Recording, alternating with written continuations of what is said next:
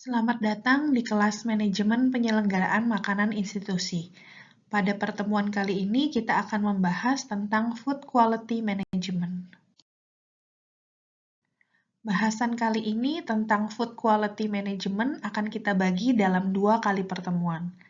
Pada pertemuan pertama ini, kita akan banyak belajar tentang Total Quality Management, Quality dan Product, serta Quality Assurance dan Quality Control. Sedangkan pembahasan terkait standarisasi atau sertifikasi akan kita pelajari di pertemuan kedua. Baik, langsung saja kita akan mulai pembahasan pertama tentang Total Quality Management atau TQM. Total Quality Management mulai banyak diterapkan sejak munculnya revolusi industri.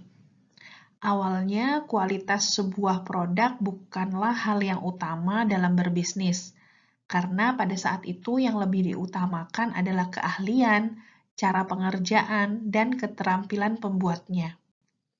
Tetapi setelah muncul era produksi massal atau pembuatan produk dalam jumlah yang besar, maka kualitas mulai diperhitungkan dan jadi hal utama dalam strategi kompetitif berbisnis. Kualitas produk yang terbaiklah yang diinginkan oleh konsumen. Walaupun sedang belajar manajemen penyelenggaraan makan, pada akhirnya sebagai seorang nutrisionis kita juga dapat memproduksi atau membuat atau menghasilkan sebuah produk makanan. Nah, sesuai dengan prinsip ekonomi bisnis, tugas utama dalam berbisnis bukan untuk memaksimalkan keuntungan, tapi untuk menghindari kerugian. People, property, and process adalah bottom line untuk menghindari kerugian dalam berbisnis. Sedangkan safety and health management merupakan poin penting untuk menghindari kerugian tersebut. Mengapa pendekatan manajemen kesehatan dan keselamatan kerja menjadi suatu hal yang penting dalam menerapkan total quality management? Karena keberhasilan sebuah bisnis itu tergantung pada SDM-nya, prosesnya, dan juga konsumen. Kita akan coba bahas satu persatu. Mengapa SDM, proses, dan konsumen penting dalam keberhasilan sebuah bisnis? Yang pertama, untuk SDM, karena kinerja SDM akan dicapai jika kesehatan dan keselamatan kerja dijamin oleh tempat kerja. Sedangkan yang kedua, proses, keselamatan, kesehatan, dan lingkungan kerja yang alami harus dipertimbangkan agar proses produksi menjadi efektif dan efisien. Sedangkan konsumen, saat ini konsumen sudah semakin sadar tentang masalah keselamatan dan kesehatan mereka terkait produk atau layanan yang mereka beli atau yang mereka konsumsi. Monitoring untuk kualitas sebenarnya sudah ada dari zaman sebelum revolusi industri. Namun, pengawasan terhadap manajemen kualitas pada saat itu hanya berupa pengamatan selama proses produksi saja. Hingga pada akhirnya berkembang seperti saat ini, di mana manajemen kualitas meliputi lingkup yang lebih luas, mulai dari personal atau SDM-nya, kemudian proses produksi, dan juga sampai ke tingkat konsumen. Jadi, manajemen kualitas TQM ini menilai secara kuantitatif secara menyeluruh, mulai dari bahan dan jasa yang disediakan, proses dalam organisasinya, hingga sejauh mana kebutuhan pelanggan bisa terpenuhi. Jadi, saat kita membicarakan TQM atau Total Quality Management, ini adalah sebuah proses yang berkesinambungan, sebuah filosofi, sebuah budaya, dan sebuah cara untuk melakukan bisnis.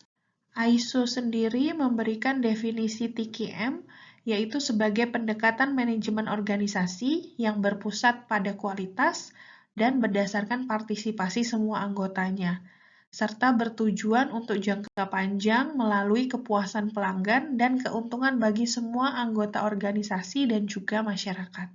Selanjutnya adalah prinsip dasar TQM, yaitu fokus pada kepuasan pelanggan, perbaikan yang berkelanjutan, investasi dan pemberdayaan karyawan, pengukuran dan pendokumentasian pekerjaan, komunikasi, pendidikan dan pelatihan yang efektif, kepemimpinan, dan memberikan kesempatan kepada setiap orang untuk melakukan yang terbaik. Lalu, apa manfaatnya menerapkan Total Quality Management? Yang pertama yaitu untuk meningkatkan kualitas kepemimpinan, melibatkan SDM atau personil dalam proses pengambilan keputusan. Kemudian meningkatkan juga rasa percaya diri SDM untuk menunjukkan kemampuan mereka dalam melaksanakan pekerjaan dan juga untuk mencapai target. TQM ini juga bermanfaat mengurangi kesalahan, meningkatkan kebanggaan SDM terhadap pekerjaannya karena target-targetnya bisa dicapai.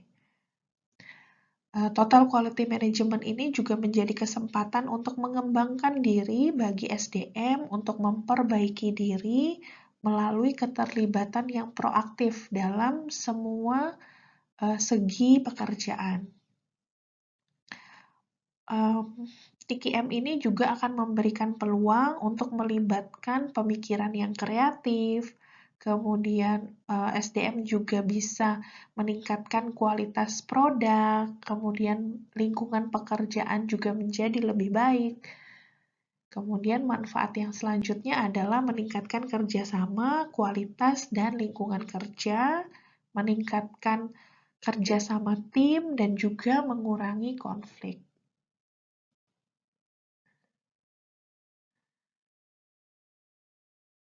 Selanjutnya kita akan membahas quality atau kualitas. Saat ingin menerapkan total quality management, maka kita perlu tahu juga kualitas itu apa.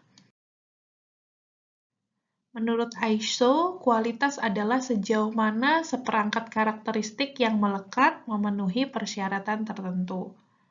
Menurut Kotler sendiri pada tahun 2009, kualitas didefinisikan sebagai keseluruhan ciri serta sifat barang dan jasa yang nantinya akan berpengaruh pada kemampuan untuk memenuhi kebutuhan dari konsumen.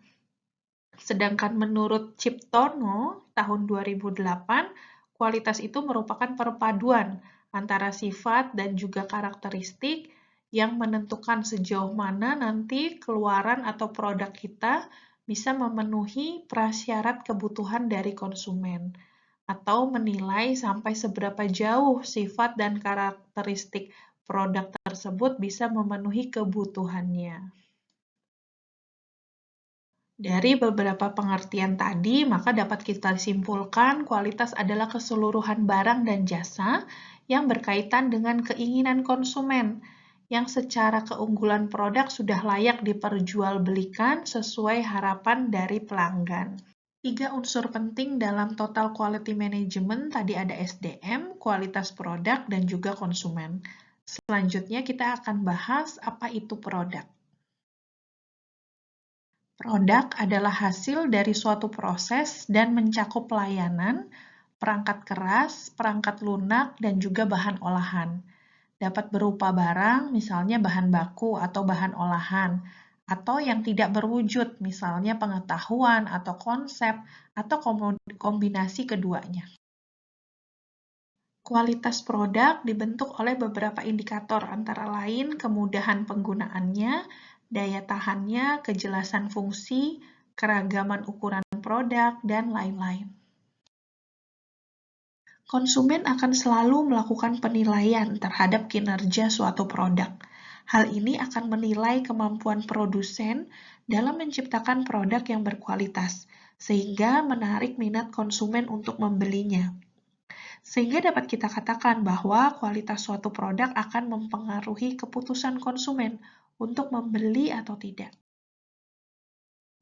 Menurut Ciptono tahun 2008, kualitas mencerminkan semua dimensi penawaran produk yang menghasilkan manfaat bagi pelanggan.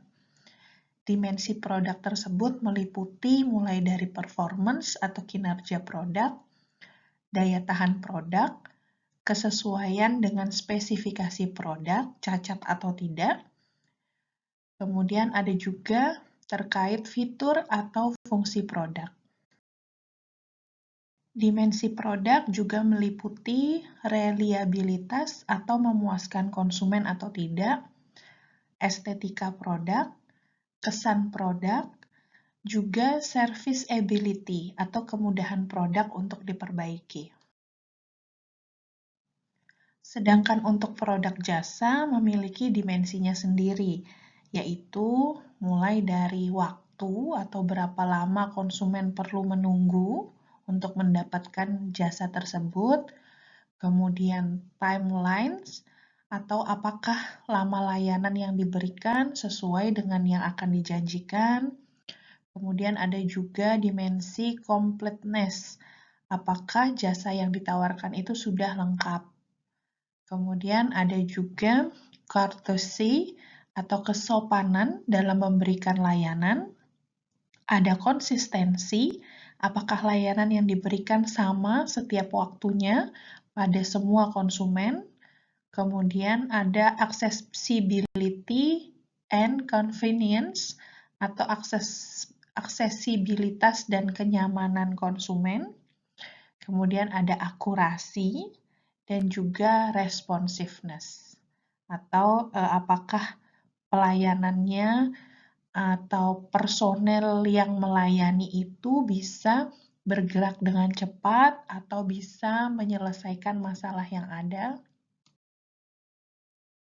Kalau tadi kita sudah membahas tentang produk dan juga kualitas dalam lingkup total quality management, selanjutnya kita akan masuk ke pembahasan mengenai quality control dan juga quality assurance yang juga merupakan salah satu poin penting dalam total quality management yang perlu diperhatikan atau perlu dilakukan. Jadi kalau kita bisa melihat gambar di samping ini, di sini terlihat bahwa quality assurance dan quality control itu adalah bagian dalam quality system. Nah, saat sebuah organisasi menerapkan total quality management, pasti juga perlu menerapkan QC dan QA. QC dan QA ini adalah dua aspek yang wajib diterapkan, karena dua proses ini sangat penting dalam pembuatan dan juga pengembangan suatu produk atau jasa. Quality control adalah proses pengecekan kualitas produk yang dilakukan oleh bisnis dan perusahaan. Sedangkan quality assurance adalah proses memastikan bahwa persyaratan kualitas sebuah perusahaan sudah terpenuhi. Jadi, kalau QA berfokus pada proses developing-nya yang dilakukan untuk membuat produk, sedangkan quality control atau QC itu berfokus pada pemeriksaan kualitas produk akhir dan hasil akhirnya. Jadi, apakah QA dan QC berbeda? Tentu berbeda ya. Nah, apa saja perbedaannya? Jadi kalau quality assurance itu tujuannya untuk menghindari defek atau kecacatan. Ya, sedangkan quality control bertujuan untuk mengidentifikasi dan memperbaiki defek atau kecacatan tersebut. Kalau quality assurance berfokus pada proses developing yang dilakukan untuk membuat produk, sedangkan QC itu berfokus pada pemeriksaan kualitas di akhir saat produk sudah jadi. Nah, kalau quality assurance memastikan bahwa kualitas yang diminta akan tercapai sesuai requirement atau permintaan, sedangkan quality control adalah proses yang berfokus pada pemenuhan kualitas yang diminta. Kemudian perbedaannya lagi bahwa QA itu dilakukan dalam proses pengembangan produk, sedangkan QC dilakukan dalam proses tes produk akhir.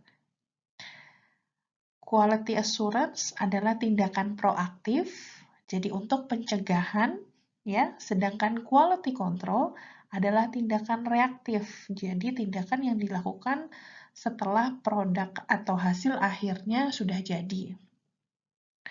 Jadi kalau QA itu membutuhkan keterlibatan semua anggota tim developer atau tim pengembang, sedangkan quality control ini hanya membutuhkan tim testing, karena dia dilakukannya di akhir saat produk sudah jadi. Nah, kalau quality assurance itu dilakukan sebelum quality control. Demikian materi kita kali ini terkait total quality management, quality, product, dan quality assurance, dan quality control. Jika masih ada pertanyaan, silakan bisa menuliskan di kolom komentar atau di Google Classroom. Sampai jumpa di pertemuan selanjutnya.